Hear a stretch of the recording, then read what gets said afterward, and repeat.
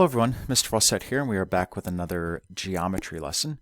Today we're going to continue our discussion around dilations and how they play a part in similarity. Eventually we're going to move into strictly just talking about similar triangles, just like we talked about congruent triangles a couple units ago. But before we get there, we're going to talk about all types of polygons first, before we specifically move into triangles. We are going to do the do now here in this video. So 2 questions, one regarding congruency statements and another regarding an equation to solve, specifically a proportion. So pause the video, take some time to work through 1 and 2, or I guess this one's not labeled as 2, but you get the idea, and then we'll go over it. Okay, there should be 3 sets of corresponding congruent angles. Oops. And 3 sets of congruent sides when we have a triangle congruency statement. So angles, Q and Z, again, those are first spots in both. Then we have R and Y. Then we have S and X. Those 3 angles must be congruent. Sidewise, we have QR is congruent to side ZY, again, just looking at where they're positioned in the congruency statement. We have side RS congruent to side YX, and we have side QS congruent to side ZX. And of course, you can, whoops, this should be YX up here, guys. RS is congruent to YX. Of course, you can have those letters switched, right? It could be XZ here, etc. It could be RS. Because they're segments, it doesn't matter the order in which you write them. Let's move on to the second one, solving a proportion. A couple different ways you can solve proportions. The easiest, though, being cross multiplication. So cross multiplying is allowed when you just have a single fraction on either side of an equal sign.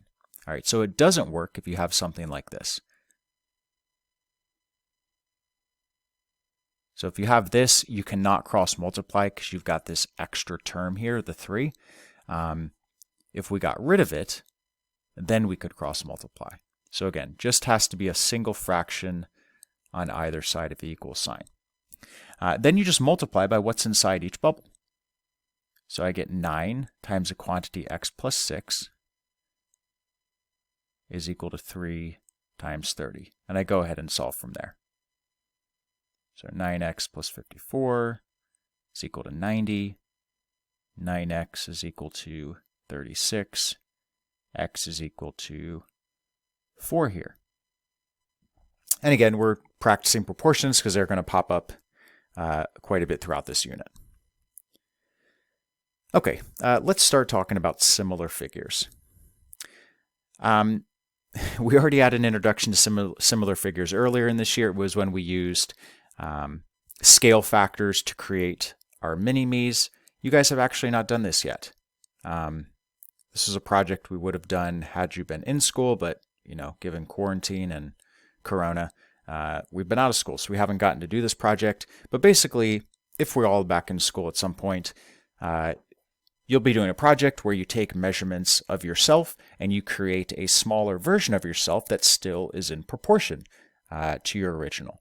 It was kind of like that bike picture we looked at in our last lesson where we said which of these pictures of the smaller bikes is well scaled to the original picture, right? And it's the bike that's smaller, but it still looks the same. So you guys would have been doing that with yourselves. You could make it as creative as you want, but we would have been focusing on having those measurements, for all different parts of your body stay in proportion with one another. So similar figures can be informally thought of as figures that have the same shape, but not the same size, right? Unless that scale factor is 1, like we talked about in our last lesson. But generally, they're going to be larger or smaller than the original, but they're going to look the same in terms of, proportion. More precisely, figures are similar if they can be mapped onto one another using a series of transformations. And this would include both rigid motions as well as dilations. For this to work, corresponding angles must be congruent, and corresponding side lengths proportional. So if we think back to congruent figures had to have angles and sides that were congruent. For similar figures, the angles must be congruent and the side lengths just have to be proportional.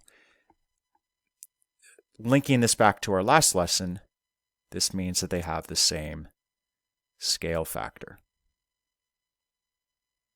or the same k value. So before we get into some math examples, think about the real world.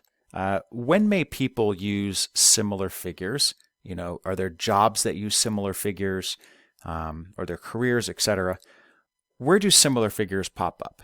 And again, similar figures being we're creating something that has the same shape, but not the same size as the original.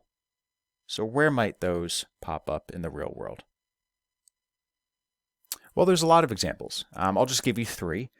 One might be, architects, right? They build a much smaller version of what the home or of what the building's going to look at, so that they have an idea of where everything is laid out. But then obviously once that's built, right, it's no longer a miniature version, it's a full-size version. They'll do a lot of drawings, right? So architects will do scaled drawings where they put everything together on paper, and those proportions, those measurements just get blown up, right? So they're increased by a certain scale factor to make them the correct size for humans to live in or walk in or walk through or work in, etc. Another example would be toy cars, right? You have Hot Wheels or something like that where it's a much scaled down version of a regular car, but it looks the same, right? The proportions are the same.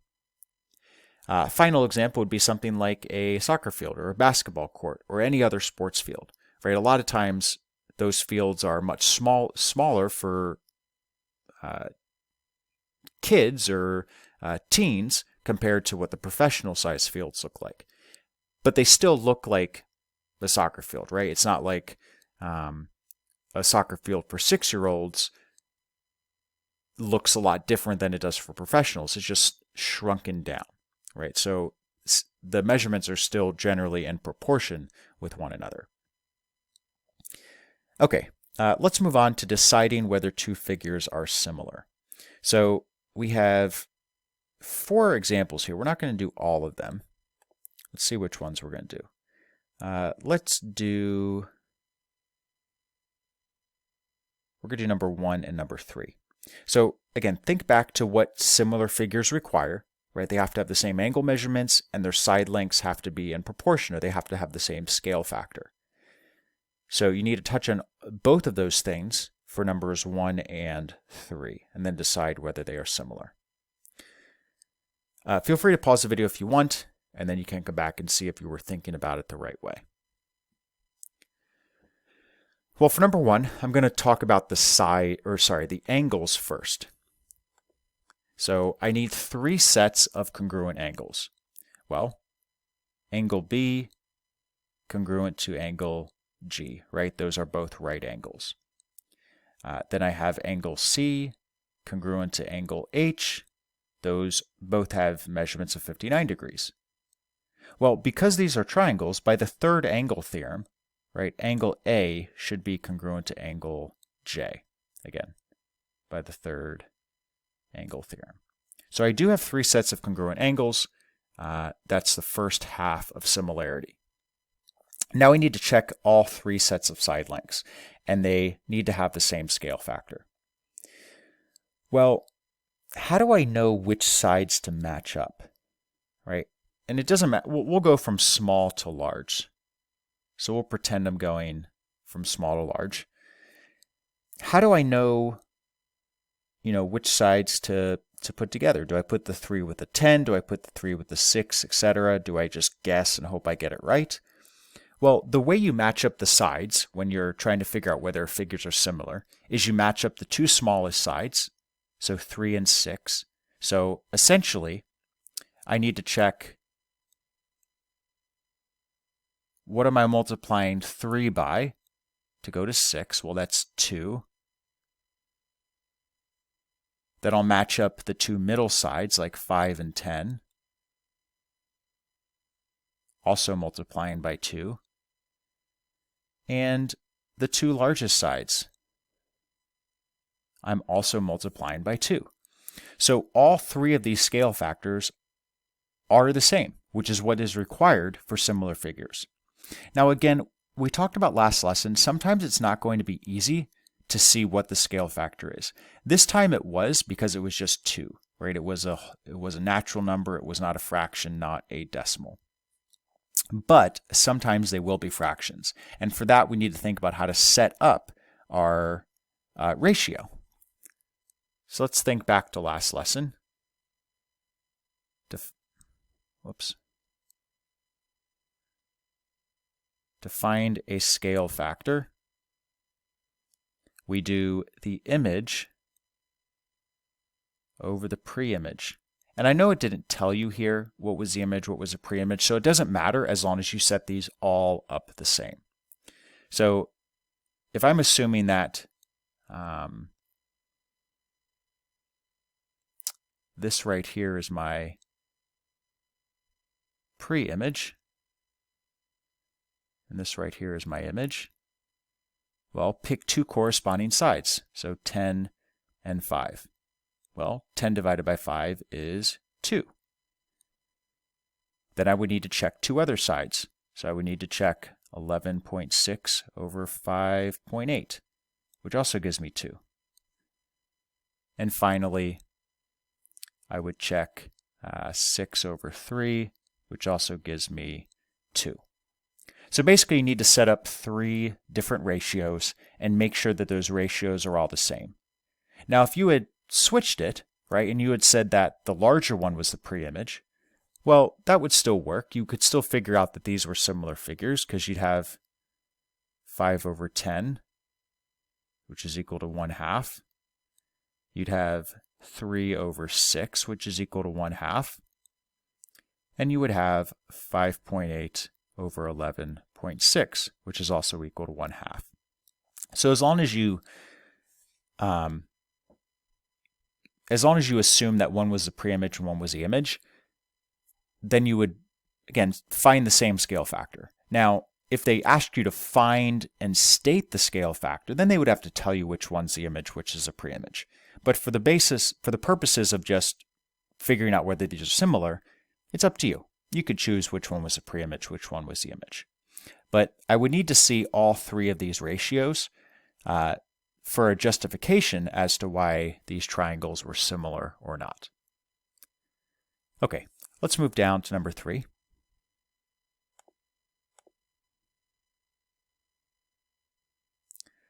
Let's check the angles first.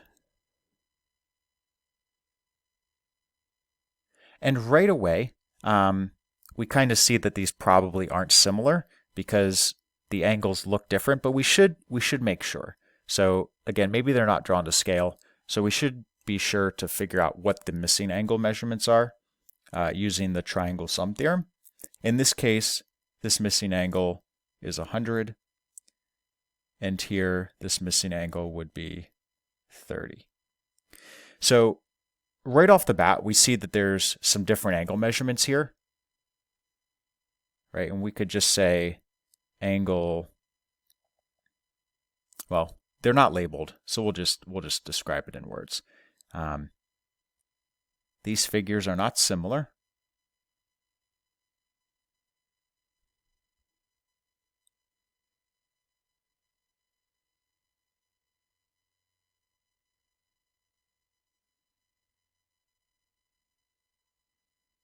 Because they do not have 3 sets of congruent angles.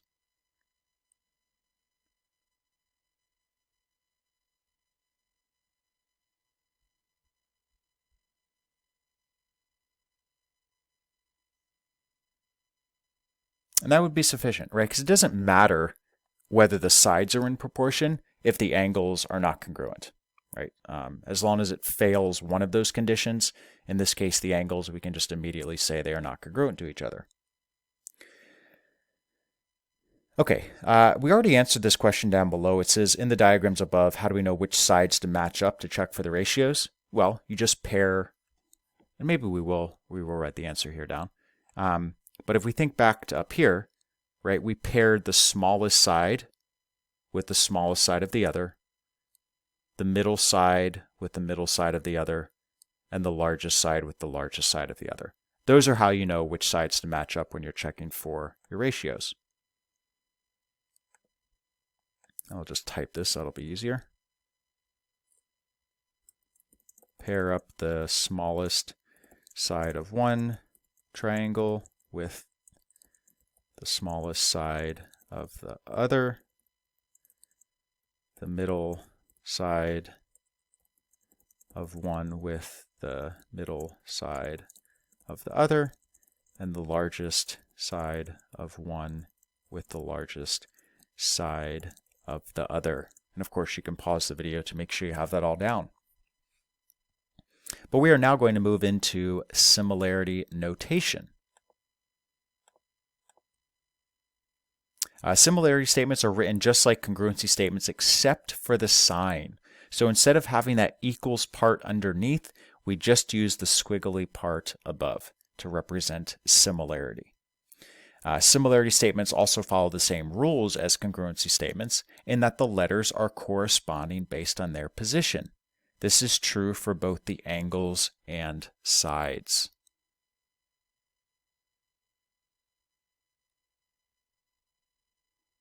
So let's talk a little bit more about how that plays out. So if I have a similarity statement here, triangle ABC is similar to triangle DEF, well, the angles work the same exact way, right? Because the angles for similar triangles or similar figures have to be congruent to each other, just like they have to be congruent in congruent figures. So angle A, that's going to be congruent with angle D, because they're both in the first spots. Angle B congruent to angle E, angle C congruent to angle F. So same as congruent triangles. Where it changes is the sides, right? Because the sides do not have to be congruent, they just have to be in proportion with one another. They have to have the same scale factor. And remember, we said the scale factor, we just take the image over the pre-image. And if they don't tell us which one's the image, which one's the pre-image, we just get to decide, which is how it is here, right? We have two triangles. So the sides, side AB, if we assume that this is the image,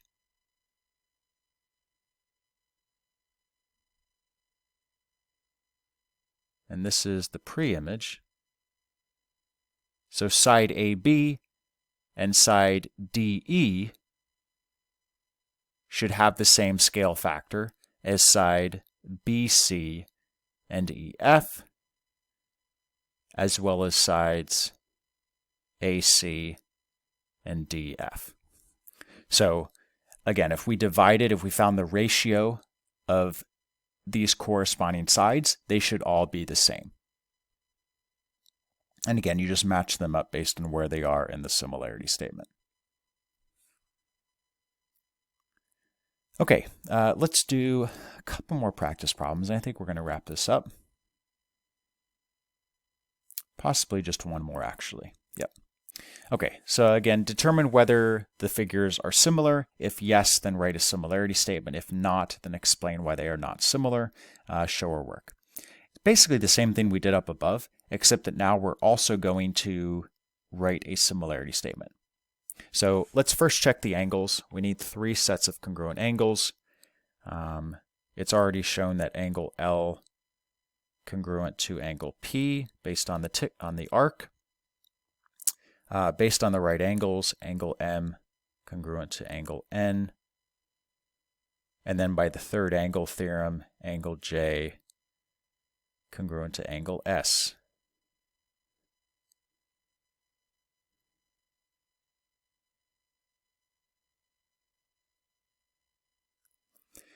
So angles are good. Now we need to check the sides. So we need to check each of these ratios, right? We're going to have 3. And we need to make sure they're all the same. I am going to assume that this is my image. This is my pre-image. If you switch those, well then you would just get the reciprocal of what I get from my scale factors. How do I know which sides to match up? Well, I go with the smallest and the smallest, so 45 and 18. 45 over 18.